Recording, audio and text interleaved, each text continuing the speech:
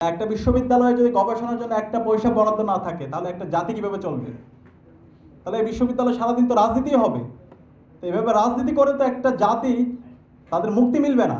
আমরা আশা করব বিশ্ববিদ্যালয়গুলো হবে এক একটা জ্ঞান উৎপাদনের হাব। আমরা কষ্ট পাই এই ঢাকা বিশ্ববিদ্যালয়ে বিপ্লবের পরে আজকে 26-27 অর্থ বছরের বরাদ্দ এসেছে। বিশ্ববিদ্যালয়ে 1031 কোটি টাকা বরাদ্দ এসেছে ঢাকা ইউনিভার্সিটিতে। এই 1031 কোটির মধ্যে একটা পয়সা তারা গবেষণার জন্য বরাদ্দ দেয় না।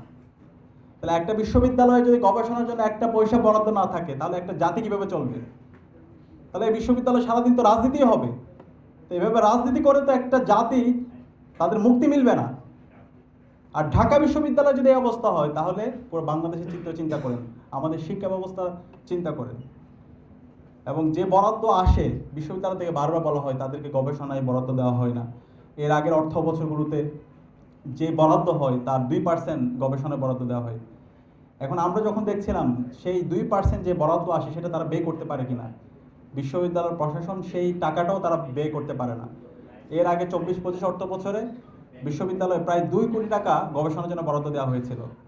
এই 2 কোটি টাকার মধ্যে প্রায় 6 কোটি টাকার মতো টাকা ল্যাপস হয়ে গেছে, বিশ্ববিদ্যালয় তারা ব্যয় করতে পারে নাই। আর যখন টাকাগুলো বরাদ্দ দেয় তারা দলীয় বিবেচনায় বিভিন্ন শিক্ষকদেরকে বরাদ্দ দেয়, মেরিটোরিয়াসের ভিত্তিতে তারা বরাদ্দ দেয় না। তাদের বিভিন্ন যে সংগঠনগুলো আছে, সাদা দল, নীল দল, এই দলের বন্দী শিক্ষকদেরকে তারা বরাদ্দ দেয়। তা আমরা আশা করব এই জুলাই বিপ্লব পরবর্তী এই ফেসিবাদী যে কাঠামো, ফেসিবাদী যে মনস্তত্ত্ব সেটা পরিবর্তন হবে এবং একটা নতুন বাংলাদেশ বিনির্মাণ করার জন্য আমাদের এই পেশাজীবী সংগঠনগুলোকে নতুনভাবে ঢেলে সাজানো দরকার, আমাদের বিশ্ববিদ্যালয়গুলো ঢেলে সাজানো দরকার।